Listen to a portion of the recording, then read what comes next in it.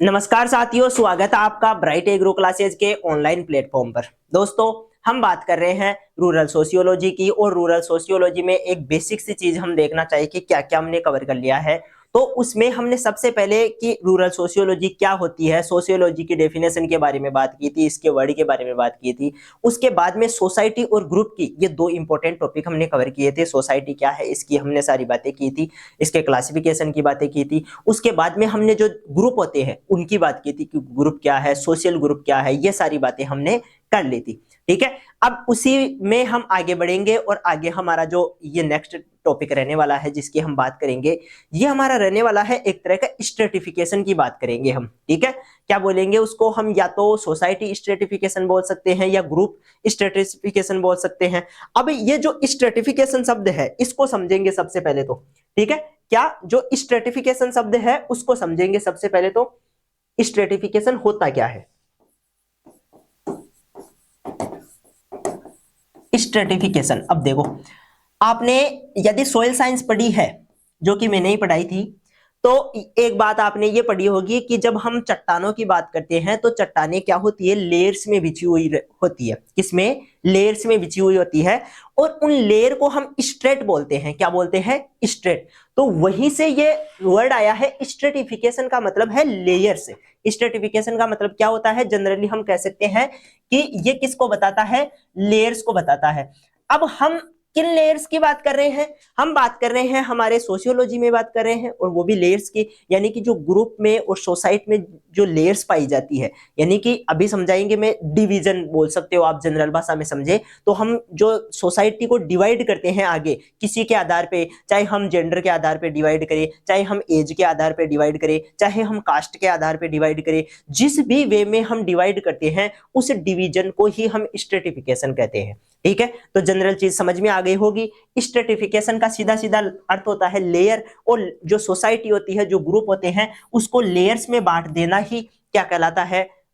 अपना स्ट्रेटिफिकेशन कहलाता है। और इस ओवरऑल हम इस चीज को कहते हैं सोशल स्ट्रेटिफिकेशन। ठीक है, बात समझ में आ गई होगी। इसमें ऐसा भी होता है कि जो लेयर्स पाई जाती है उनमें लेवल भी होता है, यानी कि जो कुछ अपर लेवल की लेयर्स होती है, कुछ लोअर लेयर्स। अब हम कहते हैं एज की बात करें तो एक तो एज ओल्ड ग्रुप आ गया। अब ओल्ड ग्रुप क्या होता है? अपर लेयर होती है। ठीक है, ओल्ड ग्रुप क्या है? अपर लेयर है। ऐसे आदमी जो सम्माननीय होते हैं, जिनके पास एक अच्छा एक्सपीरियंस होता है, ठीक है, जिंदगी का पूरा अनुभव होता है, वो अपनी नजर में क्या होते हैं? सम्मान की दृष्टि से देखे जाते हैं और सोसाइटी में उनका स्थान सबसे ऊपर रखा जाता है, टॉप में डिवाइड किए जाते हैं। ठीक है, टॉप हो गए। तो ये क्या हो गए? जो ओल्ड एज वाले, जितने भी सोसाइटी में रहने वाले, एज के हिसाब से देख रहे हैं हम, ये जो डिवीजन कर रहे हैं, स्ट्रेटिफिकेशन कर रहे हैं, ये एज के हिसाब से कर रहे हैं। जो टॉप वाले हैं वो ओल्ड एज हो गए। मिडिल में क्या आ गए? मिडिल में हम ये कहते हैं जो यंग जनरेशन है। ठीक है, जो 20 से लेकर हम ये कहते हैं 40 साल के बीच की जो एज वाले हैं, वो क्या हो गए? एक तरह से यंग जनरेशन हो गई। ये क्या है? ये मुख्य रूप से पैसे कमाने में, घर को चलाने में, जिम्मेदारियां समझने में, इस प्रकार के लोग होते हैं। ठीक है, तो इनका हम ये कहते हैं इंपॉर्टेंस इनसे कम होता है, लेकिन सोसाइटी को चलाने का सबसे ज्यादा जो इंपॉर्टेंस होता है वो इन्हीं का होता है। ठीक है, दूसरी बात हो गई। तीसरे आ जाते हैं फिर जो हम ये कहते हैं बच्चों वाला ग्रुप, जो कि हम कहते हैं कि मुख्य रूप से जिसमें 20 साल से कम वाले जो यंग एज के लोग होते हैं, ठीक है, वो मुख्य रूप से इसमें आते हैं, या हम कहते हैं भाई चिल्ड्रंस हो गए। ठीक है, ये मुख्य रूप से इसमें आते हैं। तो इस प्रकार से हम एज के आधार पे हमने डिवाइड किया, इसी हिसाब से हम कास्ट के आधार पे डिवाइड करते हैं, इसी हिसाब से हम क्या करते हैं? जेंडर के आधार पे डिवाइड करते हैं। तो ये सारी चीजें जो ओवरऑल चीजें हैं, ये क्या होता है? स्ट्रेटिफिकेशन होता है। और यदि हम सोशियोलॉजी में पढ़ रहे हैं तो इसको हम सोशल स्ट्रेटिफिकेशन बोल देते हैं। ठीक है, क्या हो जाता है? वो सोशल स्ट्रेटिफिकेशन हो जाता है। तो ये चीज भी आपको ध्यान रखनी है। आ गई बात समझ में? तो मेरे हिसाब से आपको बेसिक चीज समझ में आ गई होगी। अब हम टॉपिक के बारे में बात करेंगे कि टॉपिक क्या क्या बोल रहा है, क्या क्या चीजें हैं। ठीक है, सबसे पहले तो हम बात करें तो आपको जो सोशल स्ट्रेटिफिकेशन है इंडिकेट करता है condition in which the social status different in group society are prominent. ठीक है, इसमें मुख्य रूप से जो अलग अलग जो ग्रुप है उनको बताने का काम करता है और उन ग्रुप का स्टेटस भी बताता है। ठीक है, अभी हमने बात की जो ओल्ड मैन है, जितने भी जो ओल्ड जनरेशन है, या मान लो जो बूढ़े लोग हैं, उनका हमारी नजर में सम्मान होता है, वो अनुभवशील आदमी होते हैं, उनको जिंदगी का सारा अनुभव होता है। जब भी हमें कुछ राय लेनी हो या किसी प्रकार का कोई भी हमें जो मशवरा करना हो तो हम उनसे कांटेक्ट करते हैं, उनकी हम बात मानते हैं कि ऐसा करना चाहिए। ठीक है, इसका मतलब वो हमारी सोसाइटी के सबसे टॉप वाले वो हो गए, स्टेटस उनका टॉप में आ गया, सबसे सम्माननीय लोग हो गए। इसी प्रकार के जो है उनके स्टेटस को भी देखा जाता है, दोनों चीजों को, एक तो डिवीजन कर रहे हैं, दूसरा उनके स्टेटस के आधार पर डिवीजन कर रहे हैं, क्या स्टेटस है वो भी हम इसमें देखेंगे। ठीक है, आगे चलते हैं, सीधा हम बात करते हैं डेफिनेशन की। अब देखो डेफिनेशन क्या कह रही है, the process by which individual and group, अकेले जो है उनको भी हम डिवाइड कर सकते हैं एक एक को, और ग्रुप्स को भी हम डिवाइड कर सकते हैं, आर रैंक्ड इन मोर और लेस इंड्यूरिंग हायरार्की। हायरार्की का क्या होती है, वो एक तरह का स्टेटस ही होता है। ठीक है, नॉन एज स्ट्रेटिफिकेशन, जब हम स्टेटस के आधार पे लोगों को डिवाइड करते हैं, उनको रैंक करते हैं। रैंक का मतलब भी वही होता है, हम कहते हैं फर्स्ट रैंक के लोग, हम कहते हैं सेकंड रैंक के लोग। अरे जैसे हम नॉर्मली ये कहते हैं कि पैसों के आधार पर यदि हम क्लासिफिकेशन करें तो एक तो रिच लोग हो गए, ठीक है, सबसे ऊपर तो कौन से हो गए सोसाइटी में, रिच लोग जिनके पास पैसा बहुत ज्यादा है। ठीक है, दूसरा हम कह रहे हैं मिडिल क्लास, दूसरा कौन से हो गए, मिडिल क्लास, जिनके पास क्या है, मध्यम पैसा है, भाई ज्यादा भी नहीं है तो कम भी नहीं है। और एक हो गए पुअर, जिनके पास बिल्कुल ही कम पैसा है, जीवन यापन करने के लिए ही पैसा नहीं है। तो ये तीन क्लास हो गई। ठीक है, ये किसके आधार पे हुई, ये पैसों के आधार पे, यानी कि जो अपना हम ये कहते हैं कि वेल्थ है उसके आधार पे हमने डिवीजन कर दिया। अब इसमें क्लास देखो, इसमें क्लास देखे तो फर्स्ट क्लास जो स्टेटस सबसे बढ़िया स्टेटस है वो रिच का है, सेकंड स्टेटस की बात करें तो वो मीडियम का है, और लास्ट में यदि हम थर्ड स्टेटस की बात करें तो फिर वो किसका है, पुअर का है। तो इस प्रकार से स्टेटस के आधार पे हम क्या करते हैं, डिवीजन करते हैं, इसी को हम स्ट्रेटिफिकेशन कहते हैं। सिंपल भाषा में ये आपको समझना है। ठीक है, और यदि परिभाषा की बात करें तो हम कहेंगे stratification is the process by which individual and group are divided into a stable hierarchy order. एक स्टेबल हायरार्की जो ऑर्डर होता है, जो स्टेटस ऑर्डर होता है, उसके हिसाब से हम इसको डिवाइड कर देते हैं। ठीक है, तो परिभाषा आपको समझ में आ गई होगी, कोई भी एक परिभाषा आपको अच्छे से याद कर लेनी है। अब आगे चलते हैं। ठीक है, अब आगे चलते हैं और बात करते हैं। सबसे पहले हम कहेंगे कि जो बेसिस होते हैं सोशल स्ट्रेटिफिकेशन के वो कौन कौन से, यानी कि किस किस के आधार पे हम डिवाइड कर सकते हैं। ठीक है, उन बेसिस की बात कर लेते हैं। सबसे पहले एज और एक्सपीरियंस की बात कर सकते हैं। अभी हम बात कर रहे थे कुछ ओल्ड लोग होते हैं, यानी कि एज उनकी ज्यादा होती है और एक्सपीरियंस उनको ज्यादा होता है, इसलिए उनको हम फर्स्ट क्लास में रखते हैं और उनको हम सम्मान से देखते हैं। ठीक है, तो उनकी हम बात करेंगे। इसके बाद में सेक्स या जेंडर आ गया, इसके आधार पे हम वुमन और मेन दो भागों में बांट सकते हैं सोसाइटी को। फिर आ गया ब्लड रिलेशन। ठीक है, ब्लड रिलेशन के आधार पे भी बांट सकते हैं। रेशियस फीडिंग, ये देखो रेशियस फीलिंग जो होती है ना, ये होता है मुख्य रूप से कास्ट। ठीक है, कास्ट होती है, कास्ट के आधार पर बांट देना। रेशियस का मतलब होता है जब हम किसी को एक तरह से कास्ट के आधार पर उसको गंदा फील करवाए, उस चीज को कहते हैं रेशियस फीलिंग। ठीक है, तो वो चीज होती है उसके आधार पर। फिर है प्रॉपर्टी के आधार पर, पैसों के आधार पर, एबिलिटी के आधार पर, और लिटरेसी, कौन कितना पढ़ा हुआ है, इसके आधार पर भी हम क्या करते हैं, अलग अलग डिवीजन बांट लेते हैं। ठीक है, तो ये सारी चीजें हैं जो हमारे बेस रहेंगे किसी भी सोसाइटी या किसी भी ग्रुप को बांटने के लिए। ठीक है, तो इन्हीं बेसिस के आधार पर हम जो है सोसाइटी को अलग अलग डिवीजन में बांटेंगे। सबसे पहले हम बात करेंगे एज और एक्सपीरियंस के आधार पर। किसके आधार पर, एज और एक्सपीरियंस के आधार पे। अब देखो एज या एक्सपीरियंस वही चीज है, जैसे जैसे आदमी जितना बड़ा होगा उसकी एज जितनी बढ़ेगी उसको जिंदगी के उतने ही एक्सपीरियंस हो जाएंगे। ठीक है, सिंपल सी बात है। तो एज और एक्सपीरियंस हम साथ लेकर ही चलेंगे, दोनों एक जैसी ही चीजें हैं। ठीक है, इन आवर इंडियन सोसाइटी, जहां हम हमारे भारत की सोसाइटी की बात करें, वहां पर देखने को मिलता है कि older people are consider more intelligent and experience. ठीक है, यानी कि वो ज्यादा इंटेलिजेंट भी होते हैं और एक्सपीरियंस में भी वो अपने ज्यादा एक्सपीरियंस रखते हैं। ठीक है, कौन, जो ओल्डर होते हैं, जो बूढ़े लोग हैं, वो मुख्य रूप से क्या होते हैं, एक्सपीरियंस में हमसे ज्यादा होते हैं। ठीक है, ये बात आपको ध्यान रखनी है। देयरफॉर, इसी कारण in rural areas properly priority is given Elder people on responsible position. ठीक है, जो प्रायोरिटी की बात करें, जो हम ये बात करें कि सम्मान की बात जब आती है तो हम ओल्डर लोगों को ज्यादा सम्मान देते हैं। ठीक है, आगे बात करते हैं। Hence in the stratification the first elder, तो हम यदि बांटना चाहे तो हम इस प्रकार से बांटेंगे कि सबसे पहले कौन आ गए, एल्डर, सबसे ज्यादा सम्माननीय और सबसे ज्यादा एक्सपीरियंस वाले लोग कौन हो गए, एल्डर हो गए। दूसरा हम बात करें यंग की। ठीक है, दूसरा किसकी बात करेंगे, यंग की। अब देखो ये सबसे ज्यादा सम्माननीय लोग हैं, बड़े हैं, इनके पास एक्सपीरियंस भी है और इंटेलिजेंट भी है। दूसरे आ गए यंग। यंग अभी इनके पास अनुभव तो है, जिंदगी का लगभग 30 साल का अनुभव हो गया, 40 साल का अनुभव हो गया, लेकिन अभी इतना नहीं हुआ है कि जितना बूढ़े लोगों को अनुभव है। तो जो एल्डर है वो सबसे ज्यादा सम्माननीय है, उसके बाद में यंग आ गए। और यंग से भी कम जो सम्माननीय रखेंगे, या हम ये कहेंगे जो बिल्कुल टीनेज अवस्था में है, जिनको अभी जिंदगी का इतना एक्सपीरियंस नहीं है, उनको हम बिल्कुल लोअर क्लास में रखेंगे और लास्ट में आ जाएगा ये टीनेज। ठीक है, तो ये क्या हो गया, ये एज के आधार पर डिवीजन हो गया सोसाइटी का। ठीक है, तो ये बात आपको ध्यान रखनी है, एल्डर हो गए, यंग हो गए और टीनेज हो गए। ठीक है, ये सब क्या हो गया, एज के आधार पर क्लासिफिकेशन हो गया। इसमें आप चाहे एक्सपीरियंस के आधार पे बात कर लो, चाहे एज के आधार पे बात कर लो, चाहे इंटेलिजेंसी के आधार पे बात कर लो, किसी भी आधार पे बात करो, आपका जो ग्रुप रहेगा वो इसी प्रकार से, जो हायरार्की बनेगी वो इसी प्रकार से बनेगी, स्टेटस की बात करें तो हम। ठीक है, तो ये आपको ध्यान रखना है। आगे बात करते हैं सेक्स के आधार पर। ठीक है, दूसरी चीज है जेंडर बोल सकते हैं या सेक्स बोल सकते हैं, इसके आधार पर किस प्रकार से डिवाइड करेंगे। तो यहां देखो, इंडियन सोसाइटी में आपको ये also done on the basis of gender in Indian society, the status of woman is considered lower than the main.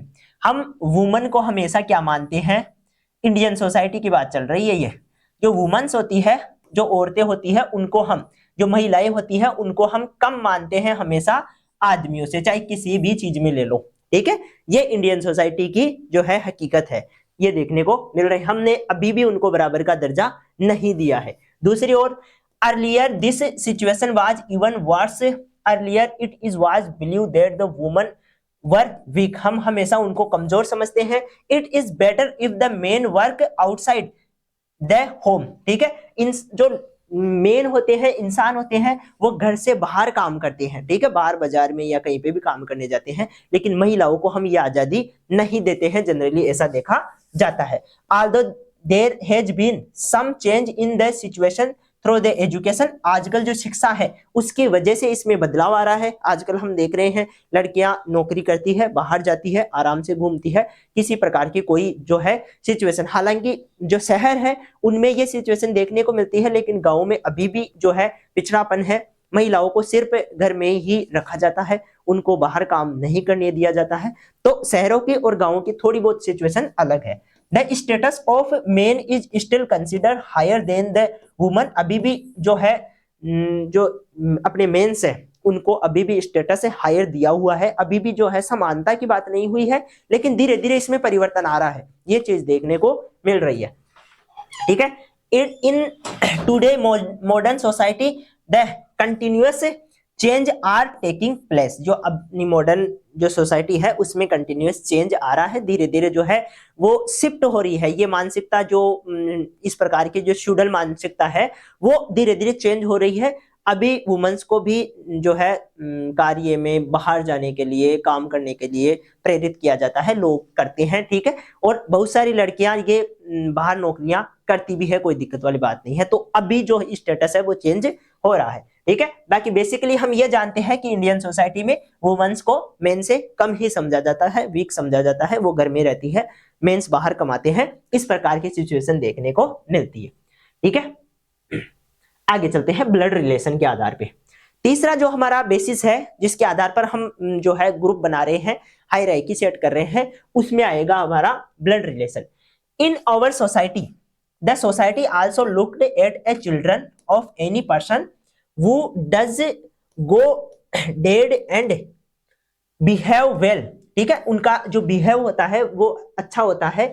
he think that his parents were good people and because he is not their blood he is status remain high, यानी कि जब हम बाहर किसी children से मिलते हैं, उसको देखते हैं और उसका जब व्यवहार देखते हैं, बोलने का तरीका देखते हैं, उसके डील करने की जो कैपेसिटी देखते हैं, उसके आधार पर हम उनके पेरेंट्स का अनुमान लगाते हैं कि इनके पेरेंट्स भी इसी बच्चे के हिसाब से होंगे। ठीक है, ये हमारी सोसाइटी का कल्चर है। हम जब किसी लड़के को देखते हैं, कुछ पूछते हैं, उसका जवाब सुनते हैं, उसके आधार पे हम ये सोचते हैं कि ये किस फैमिली से होगा, इसकी फैमिली कैसी होगी, ऐसा हम अनुमान लगाते हैं। ये नेचर होता है हमारा। ठीक है, तो उसी के हिसाब से हम जो है उसके पेरेंट्स का स्टेटस सेट कर लेते हैं। तो ये ब्लड रिलेशन के आधार पर हम क्या करते हैं, एक तरह का स्टेटस सेट करते हैं। तो ये चीज भी हमारी सोसाइटी में देखने को मिलती है। ठीक है, आगे चलते हैं। Ratios feeling. अब देखो ये रेशियस फीलिंग क्या होती है, ये मुख्य रूप से कास्ट की बात हो रही है। सिंपल सा हम क्या कर सकते हैं, कास्ट के आधार पर बेसिस। ठीक है, हमारी सोसाइटी में देखने को मिलता है, कोई बनिया है, कोई क्या नाम है, क्या क्या होते हैं, वो शूद्र होता है। ठीक है, तो उस प्रकार की चीजें हैं। अब कौन कौन क्या क्या है उनकी हम बात करेंगे। This is old basis of stratification. ये स्ट्रेटिफिकेशन का एक पुराना तरीका है। ठीक है, हम कह सकते हैं क्लासिफिकेशन का एक पुराना तरीका है। बेसिकली हम ये कहेंगे कि क्लासिफिकेशन में स्ट्रेटिफिकेशन में थोड़ा सा अंतर है। क्लासिफिकेशन हम किसी भी चीज को ऊपर नीचे नहीं करते हैं, बराबर में रखते हैं हर चीज को, फिर क्लासिफाई करते हैं, भाई ये चीज इसमें है, ये चीज इसमें नहीं है। ठीक है, तो वहां पर हमारी हायरार्की नहीं होती है, हम ऊपर से टॉप से नीचे नहीं आते हैं। इस प्रकार का कोई सिस्टम नहीं होता है क्लासिफिकेशन में। स्ट्रेटिफिकेशन में ये सिस्टम होता है कि हम स्टेटस सेट करते हैं, ऊपर से नीचे की ओर आते हैं। तो इस प्रकार की चीजें स्ट्रेटिफिकेशन में देखी जाती है। बाकी होता ये बेसिकली क्लासिफिकेशन ही है। This is old basis of stratification. ठीक है, पुराना मेथड है। In this for example among the Hindus, जहां पर हिंदू है, द स्टेटस ऑफ, हिंदुओं की बात चल रही है, जहां पर स्टेटस ऑफ ब्राह्मण इज कंसिडर हायर। जो ब्राह्मण होते हैं, ठीक है, जो पूजा पाठ करते हैं, वेद पढ़ते हैं, इस प्रकार की नॉलेज रखते हैं, उनको हम हायर जो है स्टेटस में रखते हैं, भाई ये तो सबसे महान है। इसके बाद में after which come of status of other caste, इसके बाद में जितनी भी क्लासेज है, चाहे वो क्षत्रिय हो, चाहे वो और जो है शूद्र क्या क्या होते हैं वो हो, वो धीरे धीरे अपने नीचे आते रहते हैं। सबसे ऊपर वाला स्टेटस ब्राह्मण का ही रखा जाता है। Also on the basis of caste in the place where the people of class is more, they have more recognized। उनकी क्लास जितनी ऊपर होती है वो उतने ही अच्छे नजर में आते हैं या रिकॉग्नाइज किए जाते हैं, उनको महत्व दिया जाता है। ठीक है, therefore there is a basis of stratification our society is racial sense। ये racial sense का है, यानी कि किसी भी को भी गंदा करवाने, गंदा फील करवाने जैसा एक सेंस है। ठीक है, ये आवर सोसाइटी में, हमारी सोसाइटी में देखने को मिलता है।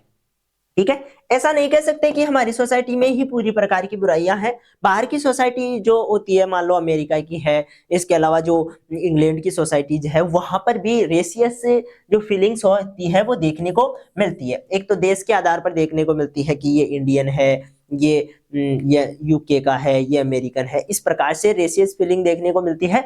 और एक जो मेजर रेशियस फीलिंग बाहर देखने को मिलती है वो होती है ब्लैक और व्हाइट की। ठीक है, ब्लैक और व्हाइट की। ब्लैक को हमेशा स्टेटस जो है कम दिया जाता है, और जो व्हाइट होते हैं, व्हाइट यानी कि चमड़ी के कलर के आधार पे, भाई अरे हम तो मान लो किसके आधार पर बांट रहे हैं, हम तो जो है कास्ट के आधार पे ही क्लासिफिकेशन कर रहे हैं। और कास्ट का जो मेजर जो कारण होता है वो होता है वर्क।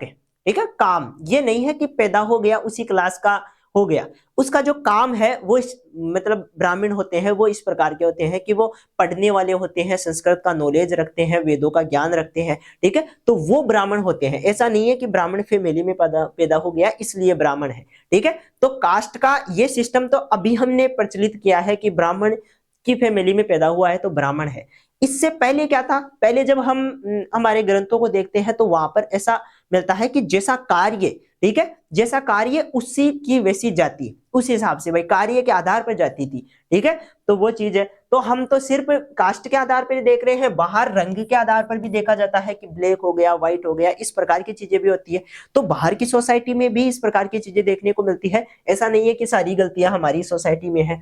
ठीक है, तो बाहर भी ऐसा होता है। बात करें प्रॉपर्टी के आधार पर, ठीक है, किसके आधार पर, प्रॉपर्टी के आधार पर। Stratification of society is done on the basis of property.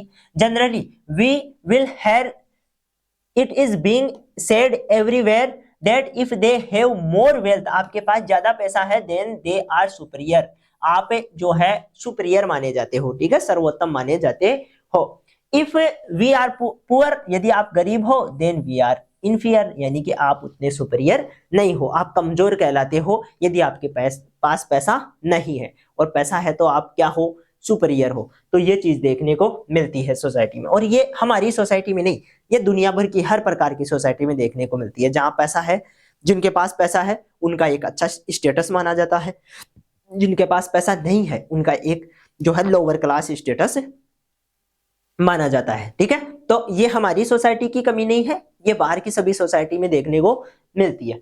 इसके बाद करें एबिलिटी की, ठीक है। These basis of social stratification should actual be ability because they a person who has ability whether it is physical ability और mental ability और any kind of ability, ठीक है। एबिलिटी के आधार पर, एबिलिटी यानी कि किसी भी प्रकार का कोई काम करने की जो उसकी क्षमता है उसके आधार पर भी क्लासिफिकेशन होता है। वो एबिलिटी फिजिकल एबिलिटी भी हो सकती है, ठीक है। इसके अलावा वो मेंटल एबिलिटी भी हो सकती है। आप दिमाग से संबंधित कुछ भी आविष्कार करो, किसी भी प्रकार की कोई नई चीज करो, तो वो आपकी एबिलिटी हो सकती है। या आप मान लो फिजिकल वे में, कुश्ती में, इसके अलावा और किसी तरीके से आप फिजिकली जो है आप डोमिनेट करते हो, तो इस प्रकार की भी आपकी एबिलिटी हो सकती है, ठीक है। Should not give place this property और caste, he should be kept at a higher level and one who does not have merit should be kept at a lower level, यानी जिसके पास हायर लेवल होता है, किसमें, ability में, किसी भी प्रकार की एबिलिटी, चाहे वो पढ़ने में बहुत अच्छा है, चाहे वो कुश्ती खेलने में अच्छा है, चाहे वो खेल खेलने में अच्छा है, किसी भी प्रकार की कोई एबिलिटी है तो इसका मतलब वो हायर है, और जिसके पास एबिलिटी नहीं है, ठीक है, वो कमजोर है। ये दो ग्रुप इसके हो जाएंगे, तो हायर ग्रुप और लोअर ग्रुप इसका भी बन गया। इसके बाद में आ जाता है लिटरेसी। लिटरेसी के आधार पर, यानी कि जो पढ़ा लिखा है उसके आधार पर, social stratification also done is basis of literacy, people who are the educated, जो एजुकेट होते हैं, पढ़े लिखे होते हैं, वेदर दे ओवन प्रॉपर्टी और are propertyless are kept in a higher level, चाहे उनके पास प्रॉपर्टी हो या ना हो, फिर भी वो हायर लेवल में आएंगे, ठीक है। यानी कि एजुकेशन जरूरी है, चाहे आपके पास प्रॉपर्टी हो या नहीं हो। यदि आपके पास नॉलेज है, एजुकेशन है, इसका मतलब आप किस में आ रहे हो, हायर लेवल में आ रहे हो, ठीक है। तो ये चीज है। And this type of social stratification done by the keeping the illiterate in और लोअर क्लास, यदि इलिटरेट है, वो पढ़ा लिखा नहीं है, तो वो किस में आएगा, लोअर क्लास में आएगा, ठीक है। तो ये चीज देखने को मिलती है। तो जो एजुकेशन है उसका कहीं ना कहीं जो है सोसाइटी पे फर्क पड़ता है, चाहे पैसे हो या नहीं हो। जैसे आपने मूवी देखी होगी थ्री इडियट्स, थ्री इडियट्स में जो आमिर खान होता है, वो जो बन के आता है, वो रणछोड़ दास बन के आता है, उसका एक्चुअल में जो रणछोड़ दास होता है जो शिमला में है, उसका जो बाप होता है वो इलिटरेट होता है। तो वो बाप है ना, ये फील करता है हमेशा, भाई मेरे पैसे चाहे मेरे पास कितने ही हो, भाई मेरे पास पैसों की कोई कमी नहीं है, लेकिन लोग मुझे मेरी पीठ के पीछे अंगूठा छाप बोलते हैं, इसका मतलब इलिटरेट बोलते हैं। तो मैं चाहता हूं कि मेरा बेटा क्या बने, एजुकेट बने, चाहे किसी भी वे में बने, चाहे वो कोई कॉलेज क्रैक करे या नहीं करे, लेकिन वो एजुकेट कहलाना चाहिए, उसके पास डिग्री होनी चाहिए। कुल मिला के बात यह है, इसलिए मैं उसकी जगह तुझे भेज रहा हूं, तू पढ़ना उसकी जगह, ठीक है, और तेरा पढ़ने में इंटरेस्ट है ही। इसका मतलब सोसाइटी में किस प्रकार की चीजें देखने को मिल रही है, जो एजुकेट है उसके पास चाहे पैसा हो या नहीं हो, यानी कि प्रॉपर्टी हो या नहीं हो, फिर भी वो क्या कहलाएगा, हायर क्लास में आएगा, ठीक है। तो वो चीज देखने को मिलती है लिटरेसी में। एग्जाम्पल से भी मैंने आपको समझा दिया है, मूवी देखी हुई होगी आपको। Types and form of social stratification की बात करें, ठीक है, टाइप ऑफ सोशल जो स्ट्रेटिफिकेशन है उसकी बात करें, तो हम कहेंगे कास्ट सिस्टम और क्लास सिस्टम, दो प्रकार की चीजें देखने को मिलती है। यदि टाइप, देखो टाइप और फॉर्म की अलग बातें चल रही है, और वो हम बेसिस, वो हायरार्की सेट कर रहे हैं, वो अलग बेसिस है स्ट्रेटिफिकेशन के, और टाइप अलग चीज है। तो दोनों को मिक्स मत करना, अलग अलग रखना। सबसे पहले बात करते हैं कास्ट सिस्टम के आधार पे जो टाइप होते हैं, फॉर्म होते हैं, उनकी बात कर रहे हैं। In India the term Verma meaning lineage and race is used for apply caste is a social category who member are assigned a permanent status accordingly, ठीक है। यानी कि जो टर्म है वर्मा, इसका मतलब होता है रेस, यानी कि एक तरह से पिछड़ा हुआ। ठीक है, ये क्या किया जाता है, यूज किया जाता है, ये जो है मुख्य रूप से ये शब्द यूज किया जाता है कास्ट सिस्टम में, ये देखने को मिलता है अपने इंडियन सोसाइटी में। ठीक है, आगे बात समझ में। यदि क्लास की बात करें, वही कास्ट की बात हमने पहले कर ली है, तो कास्ट सारी चीजें वो बेसिक चीज है। ठीक है, आगे हम बात करें क्लास सिस्टम।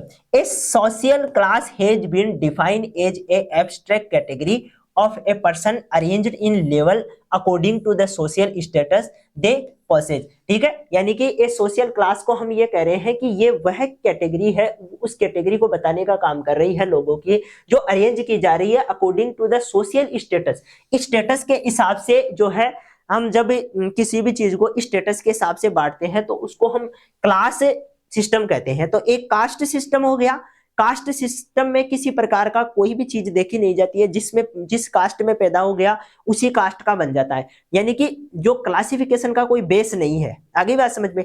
यहाँ पर आपको जो क्लास सिस्टम है उसमें आपको देखने को मिलेगा कि किसी ना किसी के आधार पर हम क्लासिफाई करेंगे, जो स्ट्रेटिफिकेशन करेंगे वो किसी बेसिस पे करेंगे। ठीक है, there are no firm line divide or category from another. ठीक है, a social class construct of a member of individual who share similar status after described birth but capable of being altered। यानी कि जो किसी भी प्रकार से जो अपना स्टेटस रखते हैं, सिमिलर स्टेटस रखते हैं, वो एक ही ग्रुप में रखे जाते हैं, एक ही सोशल ग्रुप में रखे जाते हैं, या उनकी एक ही सोशल क्लास होती है। ठीक है, इंपोर्टेंस की बात करते हैं। तो ये क्लास सिस्टम, ये जो कास्ट सिस्टम है, इसमें बेसिक सी चीज सीधी सीधी ये है कि जो कास्ट सिस्टम होता है उसमें कोई भी बेसिस नहीं होता है क्लासिफिकेशन का, उसमें सीधा कास्ट के आधार पर, जिस कास्ट में वो पैदा हुआ है उसी के आधार पर उसको बांट दिया जाता है। दूसरी तरफ क्लास सिस्टम की बात करें तो ये स्टेटस को बताने का काम करता है। यदि किसी के पास हायर स्टेटस है और एक ही सिमिलर लोग हैं, एक जैसे ही है, एक ही स्टेटस में आते हैं, तो उनको फिर एक ही जो है हायरार्की दी जाती है, यानी कि एक क्लास में रखा जाता है। ठीक है, इस प्रकार से क्लास जो अभी हमने पढ़ा था, जैसे प्रॉपर्टी के आधार पे पढ़ा था, एजुकेशन के आधार पे, लिटरेसी के आधार पे, ये सारे जो क्लासिफिकेशन है ये मुख्य रूप से क्लास सिस्टम है। और जो कास्ट सिस्टम है वो ब्राह्मण वाला, ठीक है, वो क्षत्रिय वाला, वो कास्ट सिस्टम है, उसको आपको अलग रखना है। ठीक है, इंपोर्टेंस ऑफ सोशल स्ट्रेटिफिकेशन। अब बात करेंगे इंपोर्टेंस की, जो सोशल स्ट्रेटिफिकेशन है उसके इंपोर्टेंस की बात करेंगे। Social stratification is necessary for the social unity and development of society. ठीक है, किसी भी सोसाइटी के डेवलपमेंट के लिए और किसी भी सोसाइटी के जो है यूनिटी के लिए क्लासिफिकेशन, स्ट्रेटिफिकेशन होना जरूरी है। ठीक है, तो ऐसा नहीं है कि यदि हम सोसाइटी को अलग अलग भागों में हमने बांट रखा है, चाहे किसी भी आधार पे बांटे, तो वो गलत है, ये नहीं कह रहे हैं, गलत नहीं है, वो लोगों को एक्चुअल में अपनी सिचुएशन बताने का काम तो करता है। ठीक है, तो ये तो पता रहता है ना कि हमारी क्लास ये है और हमें इस क्लास में जाना चाहिए, इस प्रकार की लोगों के दिमाग में तो डलता है, चीजें होती तो है। ठीक है, तो स्ट्रेटिफिकेशन एक ठीक तरीका है किसी भी क्लास जो है उसको डिवाइड करने का, यूनिटी रखने का सोसाइटी में। It protect from conflict and help in unity of society. ये जो कॉन्फ्लिक्ट होते हैं, लड़ाई झगड़े होते हैं, उनको प्रोटेक्ट करता है, उनको रोकता है, and help to unity of society, society में यूनिटी बनाए रखने का काम करता है। ठीक है, need of the people of social society and easily fulfil. जो नीड होती है लोगों की वो सोसाइटी से इजीली फुलफिल हो जाती है। There the position among all of people get determined. जो पोजीशन होती है लोगों को अपनी अपनी पोजीशन का पता होता है। ठीक है, जो ऑल लोग हैं उनको अपनी पोजीशन का जो है पता होता है पहले से, भाई ये हमारी पोजीशन है। ठीक है, it become easy to everyone to work in society. जब हम सोसाइटी में काम करने की बात करते हैं तो लोगों को यह पता होता है एक्चुअल में, जब हम स्ट्रेटिफिकेशन कर देते हैं तो लोग अपना अपना काम कर लेते हैं आराम से, किसी प्रकार की कोई दिक्कत नहीं होती है, सब जो है आसानी से अपना अपना काम कर लेते हैं। ठीक है, तो ये कुछ इंपॉर्टेंस है जो भी आपको ध्यान रखने हैं। इसके अलावा हमने जो स्ट्रेटिफिकेशन के बेसिस है उनके आधार पर अलग अलग प्रकार से सोसाइटी को देखा, उन सभी बेसिस को ध्यान भी रखना है आपको। ठीक है, पूछे भी जा सकते हैं। ये हमारा छोटा सा टॉपिक था जिसको हमने कवर किया है। आई होप आपको चीजें सारी समझ में आई होगी। इजी टॉपिक है, जो हम आसपास में देखते हैं, सारी चीजें जो सोसाइटी में हम देखते हैं वही चीजें हैं, कुछ एडवांस आपके रॉकेट साइंस जैसा कुछ भी नहीं है। ठीक है, तो एक दो बार इस टॉपिक को पढ़ोगे। डेफिनेशन जरूर ध्यान रखनी है, क्योंकि अलग अलग जो वैज्ञानिक है उनके हिसाब से डेफिनेशन दी हुई है। कोई सी भी एक डेफिनेशन आप जो है तैयार कर लेना, उसके बाद में आप ये जो बेसिस है इनमें अपने हिसाब से लिख सकते हो। इनमें कुछ भी ज्यादा एडवांस लिखने की जरूरत नहीं है। अच्छे से पॉइंट बना के अच्छे से एग्जाम्पल के साथ एक्सप्लेन करते हो तो आपको अच्छे नंबर मिलते हैं। मिलेंगे नेक्स्ट क्लास में, तब तक के लिए धन्यवाद।